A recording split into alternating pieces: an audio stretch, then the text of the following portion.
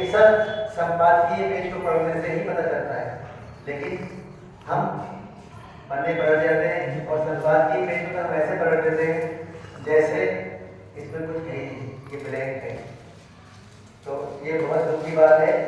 अगर बड़े बड़े कॉम्पिटिशन की तैयारी करने वाले स्टूडेंट एक संवेदनशील प्राणी के रूप में रहने को दीजिए, उस पेज को अगर पढ़ेंगे तो उन्हें खुद मालूम चल जाएगा कि हमारे देश में क्या हो रहा है, हमारे है।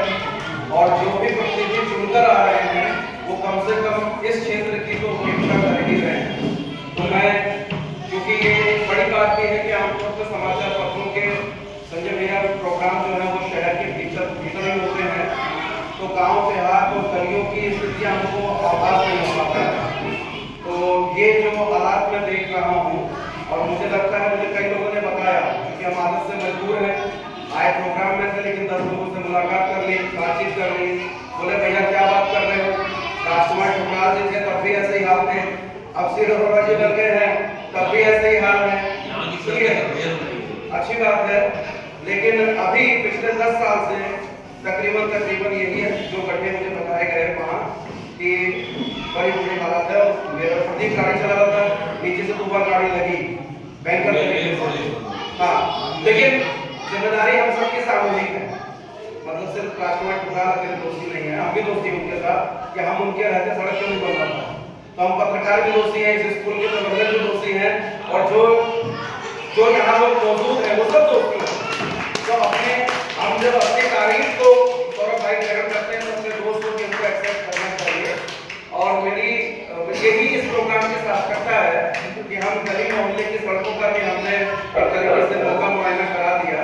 जहाँ तक बात पत्रकारिता की है तो सभी लोग अपने अपने हिस्से का काम कर रहे हैं, और गिरावट सिर्फ पत्रकारिता में आई है ऐसा नहीं है, नैतिक तौर पर सामान्य जीवन में भी गिरावट आई है, हर चीज में गिरावट आई है। तो पत्रकारिता में गिरावट आना कोई अनोखी बात नहीं है, और लेकिन इसमें घबराने की बात नहीं है। जो दुनिया स्थिर है और इतना सब कुछ एक तरफा होने के बावजूद भी चीजें सिस्टम घबराता है, वो सिर्फ इसलिए घबराता है कि चौथा स्तंभ आज भी बहुत मजबूती के साथ खड़ा है। और इस चौथे स्तंभ के साथ जो दबाव समूह है, अरुण भाई जैसे तमाम संगठन जो काम कर रहे होते हैं, ये दबाव समूह के रूप में काम कर रहे होते हैं। तो चौथे संगठन की भी जो मजबूत ताकत है वो यही दबाव संगठन है।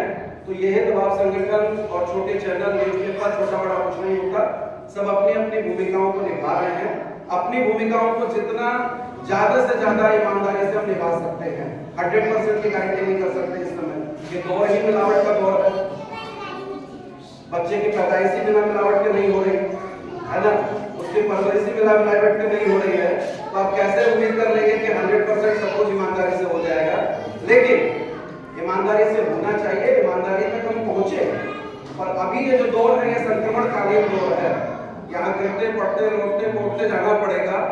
तो उस दौर को कवर करने के लिए हम जितना हद से हद जनता के पक्ष में, जनता की चीजों को उठाते हुए अपने पेट का भी ध्यान रखना है। पत्रकार भूल जाते हैं, शायद इसी बात का खामियाजा हमारे गौतम भाई जैसे तमाम वरिष्ठ पत्रकार भुगतते हैं कि पूरी जिंदगी पत्रकारिता में हो जाती है, लेकिन जब अब इलाज की बात आई पत्नी की, तो पत्नी के इलाज के लिए पैसे नहीं। तो हमको अपना पेट भी देखना है, पेट को देखते हुए ईमानदारी बरतते हुए एक सुनहरे और अच्छे भारत के निर्माण के लिए आगे आएंगे। बहुत शुक्रिया, बहुत धन्यवाद।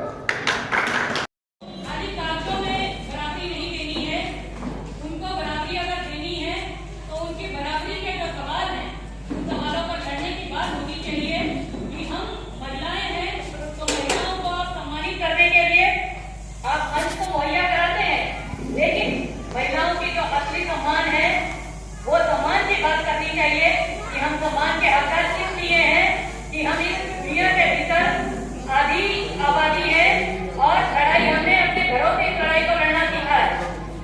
एक महिला, एक बच्ची जब घर के अंदर जन्म लेती है, घर के अंदर जन्म लेने के बाद घर के आंगन से लेकर उस चौखट को जब हम पार करते हैं, उस चौखट को पार करने को लेकर भी हमारी लड़ाई होती है। या कॉलेजों के भीतर जब हम पढ़ रहे होते हैं तो तभी हम बात करते हैं कि भाई हमें महिलाओं के ऊपर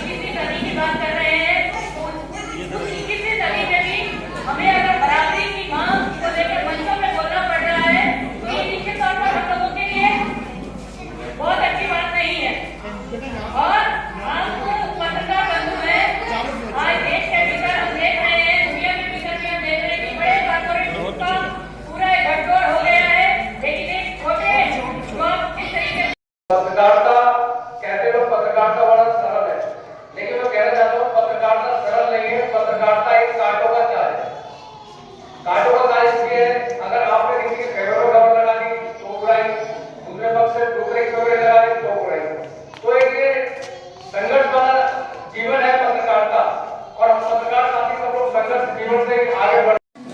जो पत्रकार बंधु है, बुद्धिजीवी है, राजनीतिक है और जो आंदोलन को लेकर के या समाज के दूसरे को लेकर के जिनका ये मानना है कि लोकतंत्र की जिंदगी या लोकतंत्र का जीवन तभी जिंदा रह सकता है जब जनता अपने को प्रजा न माने, अपने को जनता माने और वो चाहे मुख्यमंत्री हो या प्रधानमंत्री उसको अपना नहीं माने, अपने को ऊपर और उसको नीचे, क्योंकि वो हमारे काम के लिए जाता है।